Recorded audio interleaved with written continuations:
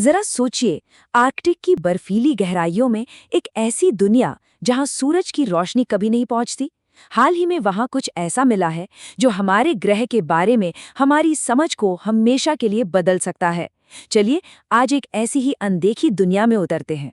इस अभियान की लीडर गिuliana पैनिएरी ने इसे बिल्कुल सही शब्दों में कहा है।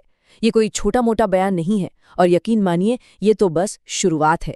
तो सवाल यही उठता है कि हजारों मीटर नीचे उस गहरे अंधेरे और जबरदस्त दबाव में वैज्ञानिकों ने आखिर ऐसा क्या देख लिया जिसने उन्हें इतना हैरान कर दिया। हमारा यह सफर हमें ले जाता है मोलोय रिज तक। ये पृथ्वी की सबसे दूर और अनछुई जगहों में से एक है और यहीं पर अविश्वसनीय गहराइयों में कुछ बहुत ही असाधारण खोजा गया।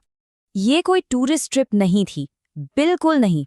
ये था ocean census Arctic deep extreme 24 अभियान, जिसमें वैज्ञानिकों की एक टीम हमारे ग्रह की आखिरी अनसुलझी पहेलियों में से एक यानी ग्रीनलैंड सागर के रहस्यों को उजागर करने के लिए निकली थी। 3640 मीटर। जरा इस आंकड़े को समझिए, सतह से 2 मील से भी ज्यादा नीचे। ये एक ऐसा माहौल है जहां दबाव किसी भी चीज को कुचल सकता है और अंधेरा वो तो परमानेंट है। अब इस गहराई को ठीक से समझने के लिए जरा ये देखिए।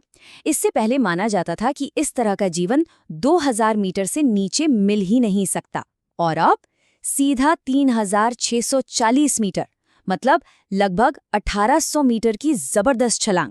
ये विज्ञान के लिए एक बहुत बड़ी कामयाबी है।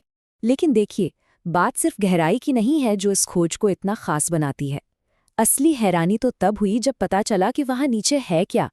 ये सिर्फ शांत बेजान टीले नहीं हैं, बल्कि एक जीती जागती सक्रिय दुनिया है। कल्पना कीजिए, समुद्र के बिल्कुल तल से मीथेन गैस के बड़े बड़े बुलबुले और लपटें ऊपर की तरफ उठ रही हैं, जो उस गहरे अंधेरे को एक अजीब सी रोशनी से भर रही हैं। और ये कोई छोटी मोटी लपटें नहीं हैं, ये बहुत विशाल हैं। जब इनकी तुलना आप एक औसत गगनचुंबी इमारत से करते हैं तो इनके असली आकार का अंदाजा होता है। ये तो उसे कहीं कहीं पीछे छोड़ देती हैं। तो ये गैस आ कहाँ से रही है? ये समुद्र के तल के नीचे दबी बहुत पुरानी प्राचीन चट्टानों से रिस रही है।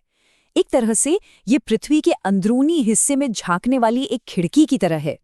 जैसा कि गिuliana पैनिएरी खुद बताती हैं, ये टीले बस पत्थर के ढेर नहीं हैं, ये तो जिंदा हैं। ये पृथ्वी के अंदर की हलचल, गर्मी और पर्यावरण में हो रहे बदलावों पर रिएक्ट करते हैं। यहाँ की भूवैज्ञानिक हलचल तो हैरान करने वाली है ही, पर शायद उससे भी बड़ी हैरानी की बात ये है कि इस गहरे, अंधेरे और ठंडे माहौल में जीवन फल फूल रहा है। और ये जीवन सूरज की रोशनी पर नहीं, बल्कि केमिकल्स पर जीता है। इसे हम कीमोसिंथेटिक कम्युनिटी कहते हैं। यहाँ से बुगलिने ट्यूब वॉर्म से लेकर घोंगे तक कई तरह के जीव मिले हैं जो इस अजीबो-गरीब माहौल में रहना सीख चुके हैं। और यहाँ एक और बहुत दिलचस्प बात सामने आती है। ये इकोसिस्टम, ये दुनिया पूरी तरह से अकेली नहीं है। इसके तार आर्कटिक में ही दूसरी जगहों पर मौजूद हाइड्रोथर्मल वेंट से जुड़े हुए लगते हैं। वैज्ञानिक इन्हें बायोडाइवर्सिटी आइलैंड्स या जैव विविधता के द्वीप कहते हैं। मतलब ये गहरे समुद्र में अलग अलग जगहों पर जीवन के हॉटस्पॉट हैं, जो शायद एक दूसरे से जुड़े हुए हैं और पूरे महासागर के इकोसिस्टम को सपोर्ट करते हैं। तो इस खोज का मतलब क्या है? ये सिर्फ विज्ञान के लिए नहीं है, ये संरक्षण, नीति और हमारे ग्रह के भविष्य से भी सीधा जुड़ा है। जैसा कि विशेषज्ञ जॉन कोपले ने चेतावनी दी है, दांव पर बहुत कुछ लगा है। समुद्र तल पर मौजूद इन नाजुक जगहों को भविष्य में होने वाले गहरे समुद्र के खनन जैसे खतरों से बचाना ही होगा।